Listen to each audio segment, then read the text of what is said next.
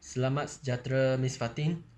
Nama saya Auka King dan sekarang saya akan membentang tentang sastera orang Iban. So dalam sastera orang Iban terdapat dua buku yang saya dapat cari iaitu Ensera Ayo dan Danau Alai. Dalam Ensera Ayo terdapat banyak kajian mengenai kenikmatan Iban dalam kesusasteraan rakyat Iban.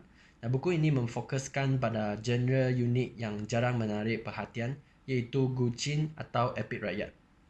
Dan dalam Danau Alai yang ditulis oleh Marine Skipper dan pertama kali diterbitkan pada tahun 1929 dan kemudian dicetak semula pada tahun 1954 dan diterjemahkan pada tahun 1960. So seterusnya agama. Pada era pra-kolonial, masyarakat Iban tidak kepercayaan agama tertentu.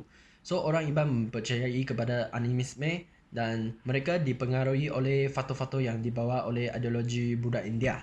So selepas kedatangan era barat, kebanyakan syaitan beragama menjadi Kristian.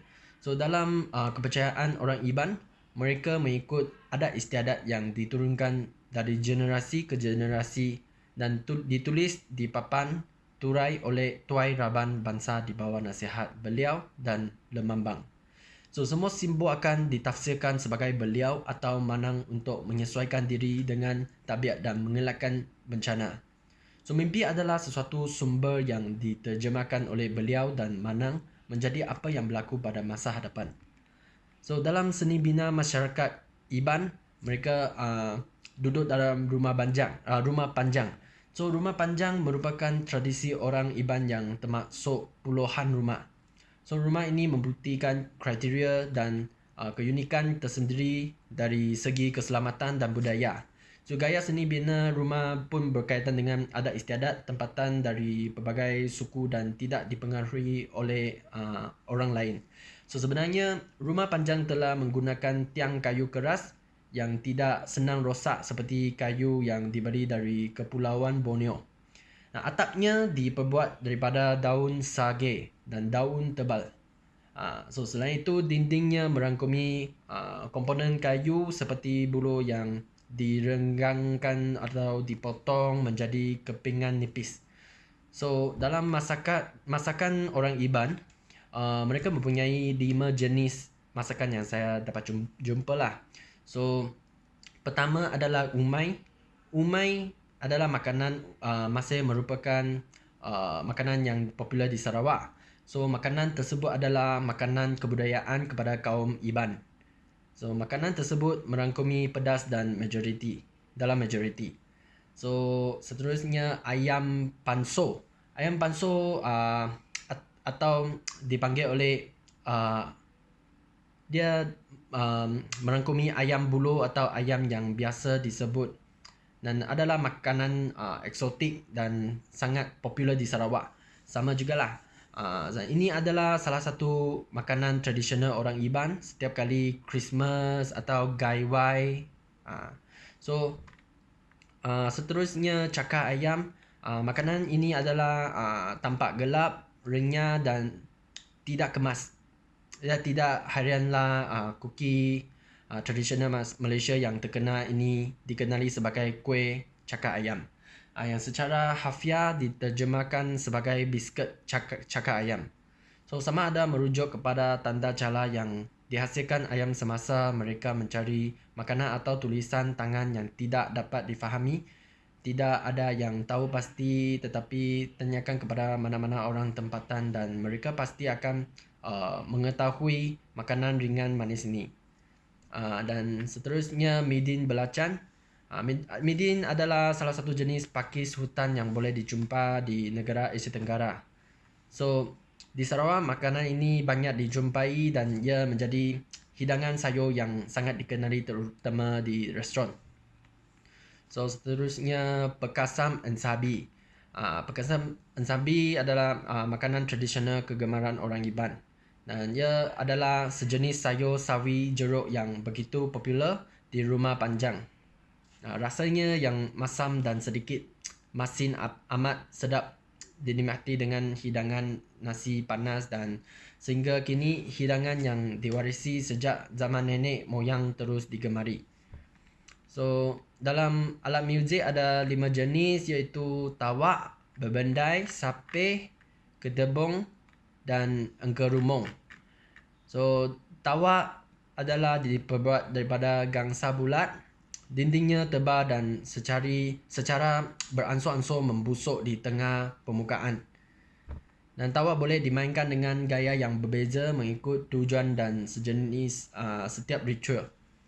So, seterusnya bebendai. Bebendai adalah sama dengan tawak lah fungsinya. Bebendai adalah alat muzik yang digunakan oleh orang Iban dalam tarian Banjat di Sabah. So, benda ini adalah gong. Gong bersaiz gong dan sederhana atau kecil yang tergantung. So, seterusnya sapeh. Sapeh, keindahan suara yang dihasilkan telah menarik perhatian setiap pengunjung untuk lebih fokus pada alat muzik.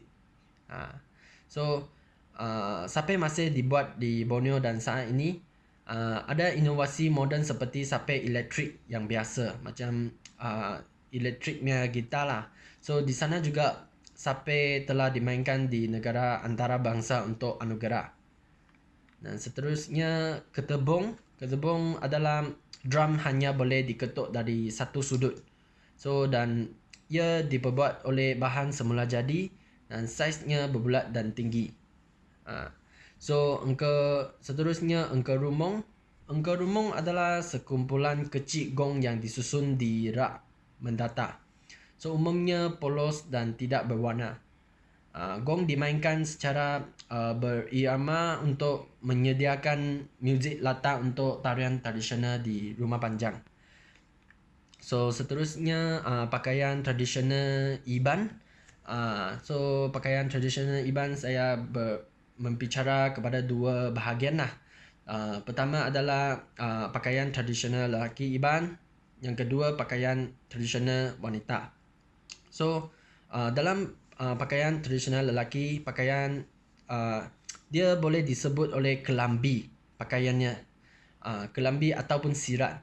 So, kelambi dipakai oleh lelaki Iban semasa upacara tertentu dan pemotongan kelambi sangat mudah yang terdiri daripada sehelai kain segi 4 tepat dilipat 2. Dan kain selendang adalah pakaian kuno yang luar biasa, kini secara jelas tidak dihiraukan di kalangan kaum iblis moden. So, seterusnya pakaian tradisional wanita Iban. Kostum tradisional kaum Iban untuk wanita adalah mari empang. So, dan kain kebat. Mari empang adalah gabungan manik dan pakaian luar hiasan kapas yang dijahit tangan. So, ia biasanya berwarna merah. Wanita Iban perlu memakai mari empang pada setiap majlis atau perayaan. So, ngajak atau tarian tradisional Iban yang dipersembahkan oleh wanita Iban mesti memakai bahunya. Mesti memakai ini mari empang sebagai bahagian dari pakaian luar yang menghiasi bahunya. So, kain kebat yang merupakan ia adalah kain kebat yang merupakan kain berpola dengan teknik ikat lah, macam ikatnya. So, itu adalah pemandangan semua. So, terima kasih.